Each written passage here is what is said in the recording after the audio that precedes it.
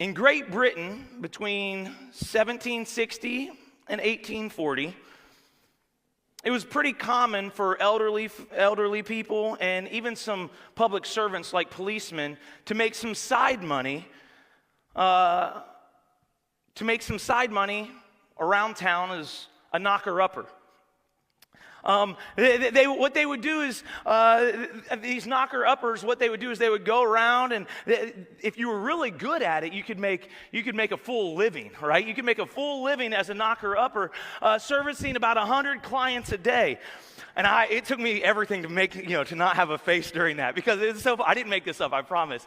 But if you have kids in the room, you can explain it to them later. But a knocker-upper, what they would do is a knocker-upper would go around with a hammer and knock on doors to wake people up, okay? Sometimes they would have a long bamboo stick with a rock or something tied on the end, and they would knock on that second-story door, knock on that second-story window, on the bedroom windows, and wake people up. If you were really technologically advanced, you could get like a straw and shoot peas at people's window. You can see it up there in the photo. Their job was to go around and wake people up. I didn't make this up, guys. I did not make this up. It was during the Industrial Revolution when manufacturing transitioned from hand production to machine production. Those machines used steam and power and water. And people in factories began to work during different shifts. And the alarm clock wasn't something that was around back then, so they had to come up with a way to wake people up around 3 a.m. so they wouldn't be late for their shifts. And these knocker-uppers would walk around on certain doors and knock, knock, knock, and continue walking. Knock, knock, knock on the window and continue walking. It wasn't their responsibility to make sure that they were up. It was their responsibility to make sure that they knocked on those doors. The role was so the employees would know that there is something happening, something worth getting up for. It's not something that, but the thing is, if they weren't working that day, they would skip certain houses and skip certain rooms because no one wanted to get up at 3 a.m., right? Can I get an amen? No one wanted to get up at 3 a.m. unless there was something for them to get up for. There had to be a reason for them to wake up in the morning, right? See, the knocker-uppers, their job became obsolete with the alarm clock, right? But alarm clocks were so expensive and unreliable that this was their role, something that technology has continued to move forward. And now I feel like we have a very difficult problem, right? Well, there's so many ways for us to get woken up, right? There's a lot of ways for us to get woken up, and whether it's LED lights on a TV or our notifications on our phones, there are so many things. We have a difficult time staying asleep, much less trying to get something that wakes us up. I can remember versions of these knocker-uppers whenever. I just enjoy saying it. It's fun. Try it. Just say knocker-upper. There you go. You giggle. It's fun. It's okay. But I remember versions of these, right? My family would be traveling at a hotel.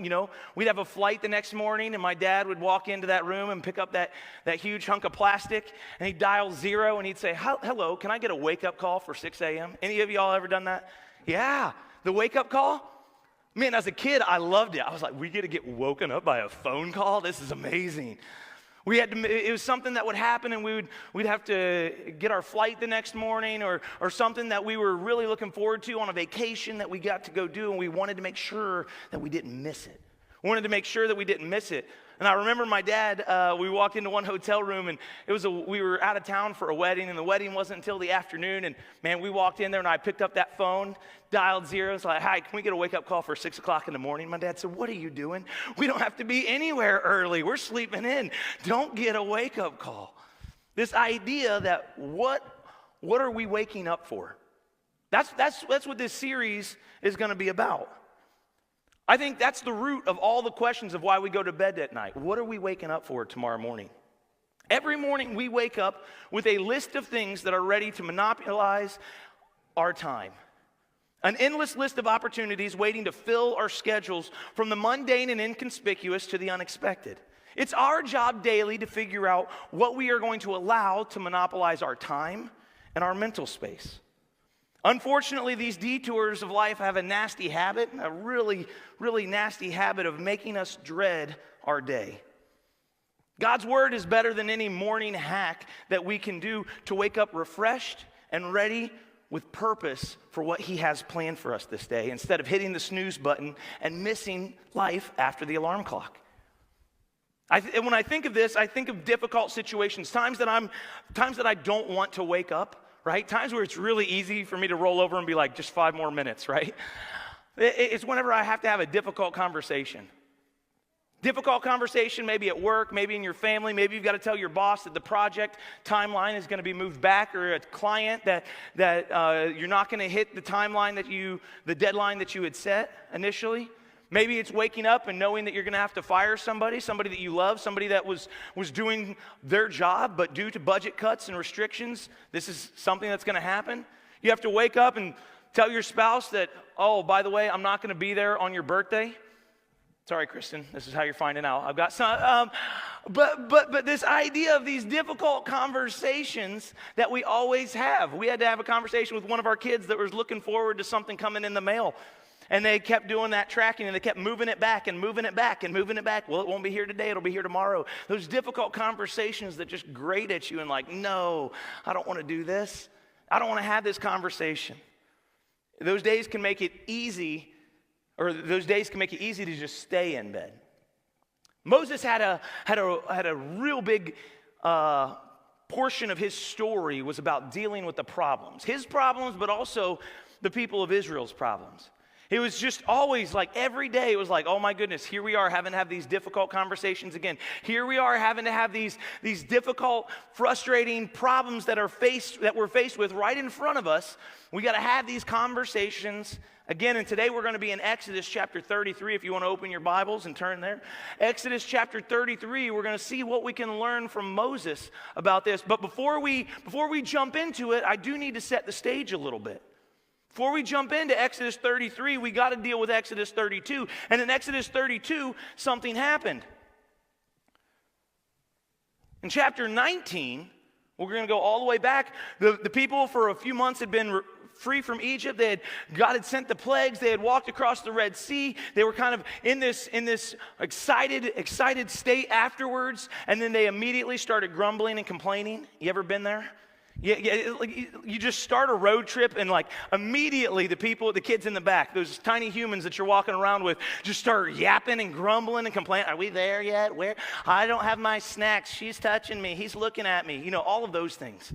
This was Israel in like for 40 years, right? All right. And Moses was dealing with all of this stuff, and they kind of set up camp at the bottom of a mountain. Right, at the base of a mountain. And Moses would be responsible for going up and back, for going up the mountain and back the mountain. He would go up the mountain. Him and God would have some conference calls at the top of the mountain, right? He'd go up the mountain, hear from God, come down, share it with his people. Go up the mountain, hear from God, come down, share with the people. 8 times in this book, Moses goes up the mountain to hear from God and comes back down the mountain to share with his people, right? This is 2 months after they're free from Egypt.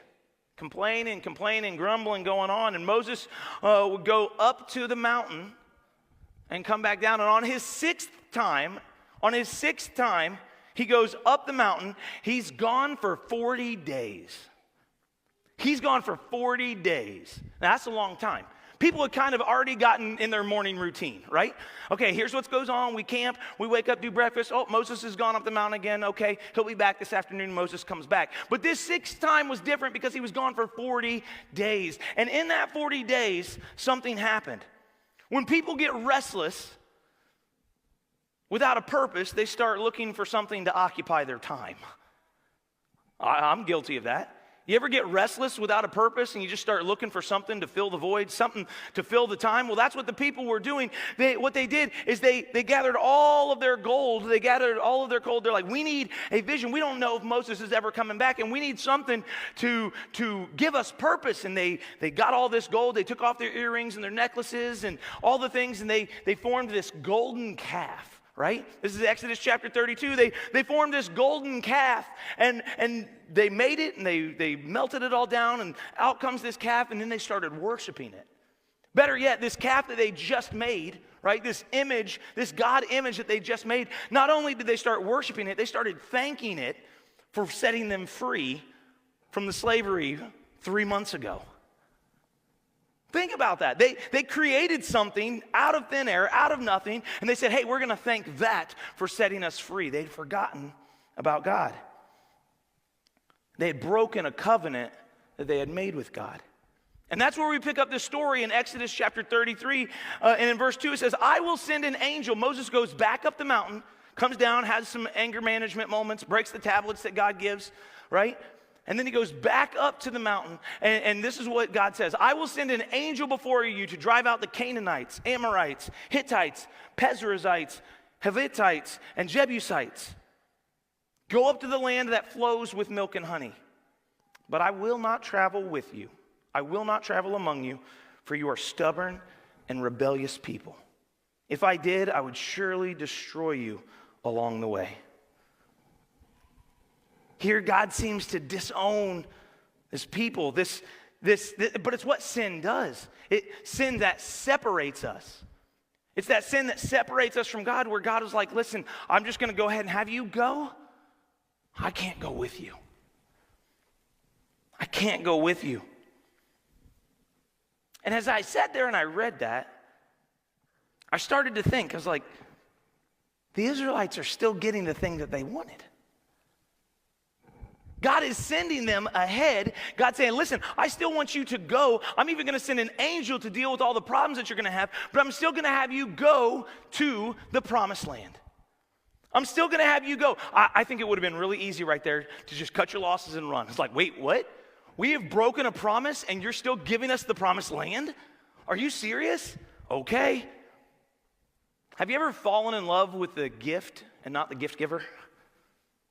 Over Christmas, we had this situation play out in our household, or at one of our family Christmases, where how we do it. Everybody does this, their different traditions. So we start with the youngest kid, and they get to open all of their presents, and then the next, and then the next, and then the next, right?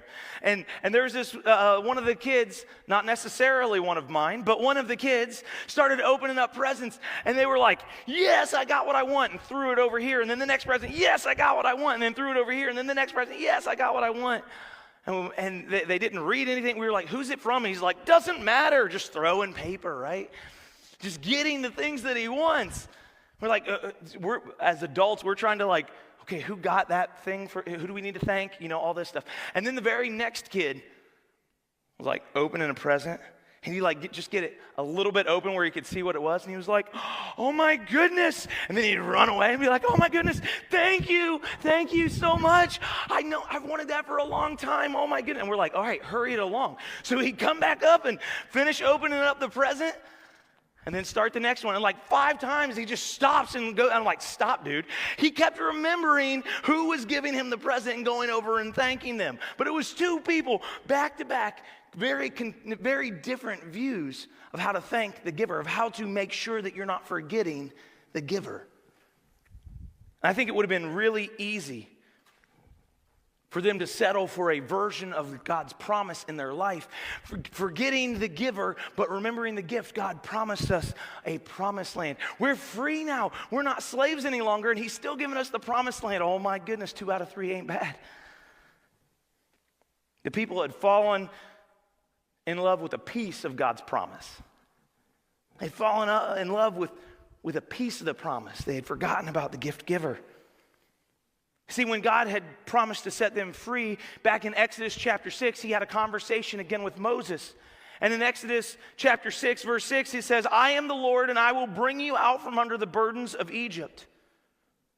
And I will free you from their bondage. That's the freedom. That's part of that promise, right? They're going to be free. I will free you from that bondage.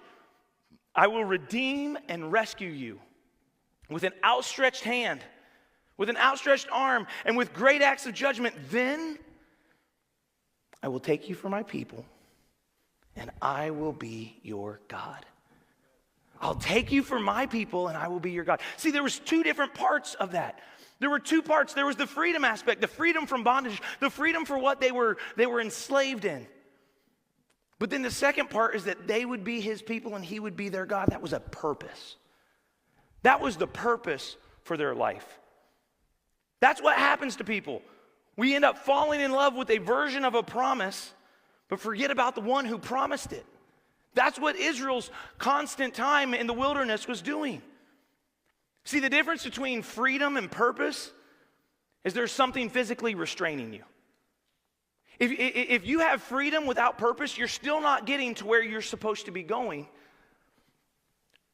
But bondage is something physical, some chains that are holding you back. But once you're free from those, and if you don't have purpose, you're still not getting to the place that God has for you. Settling for freedom is selling yourself short. Just settling for freedom from something, we end up selling ourselves short. You see, I believe this with all my heart, that God just doesn't want to lead you out of something. He wants to lead you into something. God just doesn't want to free you from something. He wants to lead you towards something. He wants to lead you into something way better than just freedom from.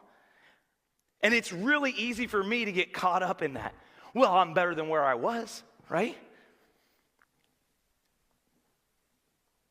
It's the exact same reason where those knocker-uppers, those people who woke people up in the morning, it's the exact same thing. You see, their purpose, why they had a job, they wanted to be a provider for their family. They wanted to be a provider for their family, so they pursued what was promised. And what was promised in that point was a paycheck, right? They wanted to be a provider for their family, so they pursued a paycheck. And what is a paycheck? It's a tangible metric, right?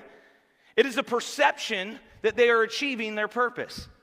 If I can make money, if I can make this paycheck, right? If I can wake up early at 3 a.m., my goodness, I'm going to pay somebody to wake me up at 3 a.m., right? But if I can do this and I can bring home the bacon, I am providing for my family. I want to be a provider.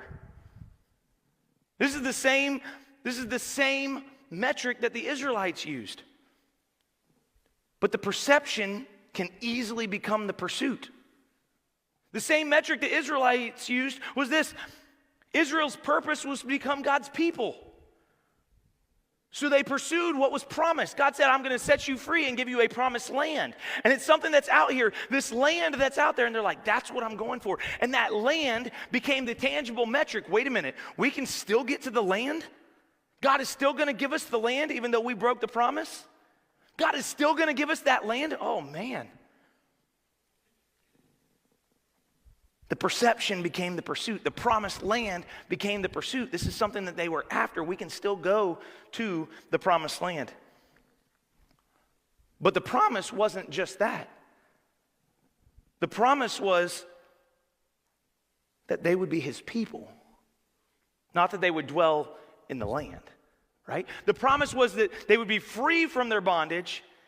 They would be his people, and they would be his people, and he would be their God. That presence.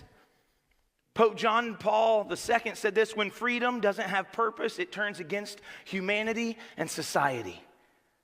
When that freedom that we have doesn't have purpose, it easily turns against our humanity, who we are, and what we're made to do. Then we get preoccupied with ourselves about the perception of his presence, right? Because if they made it to the promised land without his presence, what would everyone still think? That the presence was still there, right? They would still easily be able to think that the things that God promised was still away, to be noticed, to be recognized, that everything looks the part. The perception is still there that God is with them, even though he chose not to be with them and send an angel in front of them. But this is where I love this. This is where I love this story, because Moses wasn't happening. Moses wasn't happy with any of that, and he wasn't going to let it happen. God tells him, hey, I'm going to send an angel before you. I'm not going to go with you. And Moses in verse 15 says, hang on, we got to talk about this. We got to have a difficult conversation. I know we messed up, but we've got to have this difficult conversation. He has a lengthy conversation with God. And in verse 15, he says this. Then Moses says, if you don't personally go with us, don't make us leave this place. If you don't personally go with us, don't make us leave this place. How will anyone know that you look favorably on me and your people if we go without you? If you don't go with us? For your presence among us sets your people and made me apart from all other people. For your presence among us sets your people apart from all other people on the earth. And the Lord replied to Moses, I will indeed do what you have asked, for I look favorably on you, and I know you by name. God says, you know what? I am going to go with you. In God's infinite mercy, God agrees that he is willing to go on with his previous relationship, with that covenant, even though it has been dissolved by disobedience, even though it has been dissolved by sin. God told Moses that his presence would go with them into the promised land. God's presence is worth waking up for. God's presence is worth fighting for, and Moses fought for it. Moses had a long conversation with that. It's weird because when you hear that, I mean, doesn't Moses speak as one who dreaded the thought of going forward without God's presence? You know, like kids protesting, no, I don't want to leave this toy aisle, right? You ever deal with somebody who didn't want to go, especially a kid? They just throw a fit and like, no, I don't want to do this. When was the last time that you begged for something? When was the last time that you pleaded for something? We plead for the promise because we understand that the promise is no good without his presence. But I think where we often get hung up, I'm not going to speak for you, I'm just going to speak for me here real quick. I think where I often get hung up in this world, how do you measure God's presence? Like it's not really easy to measure God's presence, is it? I've never found a really good way to measure his presence. I can measure the promise, right? I can measure the paycheck. I can measure the perception. I can measure where God says he's going to take us. See, we can measure the place. The place was the promised land. Once we get there, that promise, oh my goodness, it's a geographical location, right? But I think it's difficult to measure God's presence. How do we actually do that? We set our alarms when we have something big going on in our life. We set our alarms when we have to be up. We set our alarms when that promised land is right there and we know we're moving towards it. But do we set our alarms to approach God refusing to move unless his presence is with us? In our wilderness, in our chaos, in our storms, in our nothingness, where we have freedom in our life, do we refuse to move forward unless God's presence is with us? Are you having an honest conversation with God about waking up in the morning and begging and pleading for his presence to be with you like Moses did? Oh, man. But how do I do that? Moses knew that God's presence was essential to Israel's testimony. Moses knew that God's presence was essential to their testimony. That was the response God was waiting for. God was waiting for his children to say, God, we understand that you can give us the promised land, but it means absolutely nothing if you're not with us, because you are essential. You are essential to our testimony, to our lives. You are essential to who we are. You see, purpose does not exist in the promised land, but in the promise of the presence of God in our life. How do we measure this presence? How do we measure God's presence in our life? Matthew 5:6 says it. It gives us the rubric. It says, let them see your good works and glorify God. Let them see your good works and glorify God in heaven. How do we measure his presence in our life? See, the purpose of being a disciple, the purpose of discipleship is knowing, bringing knowledge to God, to all the earth through the works. When we bring knowledge to God by our good works, when it stops becoming about God's presence in our works get attributed to us. Our works get attributed to us when the things that we're doing, when the places that we go, when the land that we occupy is no longer about pointing to God. Let them see my good works. Let them see your good works so they glorify God. When those things happen and people are glorifying us, we've missed that opportunity to be with the presence of God. We've missed that measurable opportunity.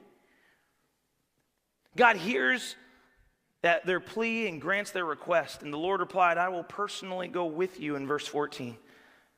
I will personally go with you, my people, and I will give you rest. What gets you out of bed in the morning? What are the things that we wake up for, especially when we don't have something really excited? Are we getting up for the perception of the promise? Are we getting up so we can make it to the land? Are we getting up to make it to the next thing that we hope that God has promised, the benefits for us? Or are we waking up and refusing to move without his presence? Are we holding out for God's promise, full promise, or are we settling for a portion of it? You see, I think there are things in our life, I think the things in our life that are ahead of us are no match for the presence of the one who is with us. The things in our life that are ahead of us are no match for the presence of the one who walks with us, the one who has promised to be with us, never leave us, never forsake us. That's the exciting part. That's the exciting part, that when God comes into our life, when God comes into our presence, the good deeds that we do, the things that we are promised, the perceptions that the world has on who a Christian is and who a Christian isn't, those perceptions, they get passed on to God. Because we have a purpose, and whether we're in the wilderness or whether we're on the mountaintop or we're in the middle of the chaos, God's presence with us offers us something, offers us a purpose that no geographical location, that no amount of money in our checkbooks, that nothing else can fill. When we refuse to move without the presence of God. I'm going to go ahead and ask the band to come up, and we're going to sing a song in closing today. But I love the fact that Moses refused to move without a promise from God that his presence would go with them. Promise was right there. He just had to fight for it, had a difficult conversation. And what would our world look like? What would our relationships look like? What would our families look like if in the morning when we woke up, instead of pursuing a promised land, instead of pursuing a perception of God's promise in our life, we pursued his presence. We woke up. We had that phone call. We had the knocker-uppers come knock on our door and say, hey, I want you to wake up this morning and pray for God's presence in your life while you're at work, while you're at school, with your family, with your wife, with your kids. I want you to pray for God's presence to be with you. Could we live as a people in the wilderness, refusing to go to Canaan, refusing to go to the promised land, without his presence in our life? Even though we were promised freedom from something. Remember the slaves? They used to be slaves. They were way better where they were. And they'd be even better in the promised land. They refused to move forward without his presence. So just as Moses echoes back God's prayer to himself and turns God's promise into a prayer, and he says this: let us leave here today praying and celebrating that we will be his people and that he will be our God. Guys, that's worth waking up for each and every single morning and begging for God's presence in our lives. We don't want to miss the purpose that God has for us after the alarm clock. It's not just going to be alarm clock goes off, okay, what's going to fill my time? What's going to occupy my schedule? How's it going to look? How's God's presence going to look in my life if I make it to the promised land? How can we seek his presence with every fiber of our being so we can genuinely say, God, I'd rather stay here in the desert with you because of your presence than make it to the promised land without you. Oh man, that's the powerful stuff that moves us forward as we walk in relationship with him, caring about his presence that gives us a purpose no matter what we're facing. I'm going to invite you to stand, and I'm going to pray to close this message, and then we're going to sing a song of praise to God today. For as we leave this building and hopefully don't slide off the road in snow, all right? As we leave this building, you were created with a purpose to do those good works. To do those good works to honor your Father in heaven. That's our goal. That's our mission. That we get to be a mirror reflecting God to the world. Reflecting his goodness. Reflecting his mercy. Reflecting every blessing that he's given us to a world who's excited to see. Dear God, I just want to thank you for pursuing us, for being closer to us than we know or realize. And when we recognize that you will fill and renew every space that we open up to you, I pray each and every single morning as our alarm clock goes off that we make time to pursue your presence. That we invite you into our world, our daily lives. We invite you into our marriages. We invite you into our workplace. We invite you into our schools and our cubicles and our office meetings. We invite those things in so your presence can dwell with us, so our hearts can practice your presence. And we refuse to move to even something that looks better without your presence in our life.